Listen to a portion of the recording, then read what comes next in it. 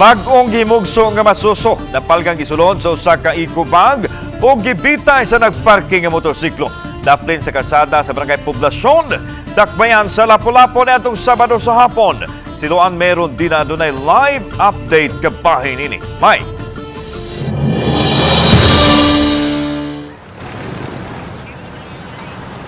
Yaslan, usa ka healthy baby girl ang napalgang gisud sa usa ka eco bag o gibitay sa nagparking nga motorsiklo daplin sa karsada.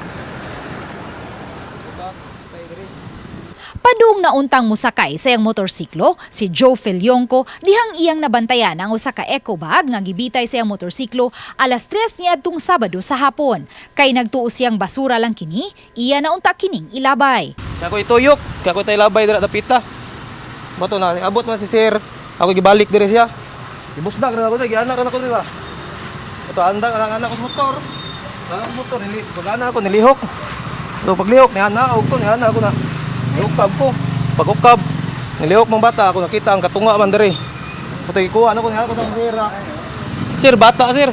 Human masayri nga bata di ay ang sulod sa eco bag, nakahukom ang iyang agawn nga dadun gilayon kini sa hospital aron mapahiling. Mato ni Dr. Debra Custodio, Hospital Administrator sa Lapu-Lapu City Hospital, diin kasamtangan karong giobserbahan ang masuso nga saktura sa buwan ang masuso dihang kini nahimugso. Wala usab kini makitai og mga samad, bunog o bakha mga animal bites.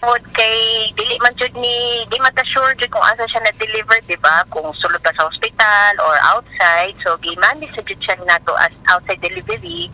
So nag-antibiotics sa jud sa iya ha. Other than that, iyahang feeding, iyahang pag-ihi, iyahang pag-dumi, okay na jud kaayo si baby. Nagtinabangay usab ang mga opisyal sa Barangay Poblasyon sa mga kinahanglanon sa masuso samtang anaa pa kini sa hospital. So karon nag-hire pud mi og mobantay 54 hours dito sa hospital karon kay di man pwedeng wala gi mobantay. Nya ikaduha pa pud ang gatas.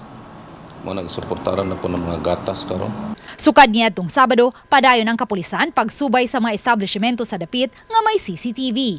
Kaganiha, gisusi nila ang kuha sa CCTV sa usa ka private school nga tapad sa establishmento di nagparking ang motorsiklo ug napalgan ang masuso. Alauna 47 niadtong Sabado sa hapon, nakuhaan sa CCTV ang daw usa ka babay nga nagbitbit og payong ug daw way klarong puntarya. Miduol kini sa motorsiklo ug mibiya raw usab. Apan lagi kay layo ang kuha sa mong CCTV, gisubay na usab karon sa WCPD sa Station 3 ang ubang mga establishmento sa dapit. Sa pagkakaron, gikonsiderar na siya nga person of interest. Naa siya something gitaguan, dili pa ta maka-identify if unsa jud to ang gitaguan niya. Pero ang naa sa iyang payong. So instead nga gamiton niya ang payong sa init, iyang something na siya gitaguan sa kilid. Then wala siya kay baw og asa siya padong until such time nagsige siya balik-balik, niduol siya sa motor, and after atong pagkaduol sa somewhere og asa nakapark ang motor, dito na niya gigamit ang payong og wala na siya kay baw og asa siya padong.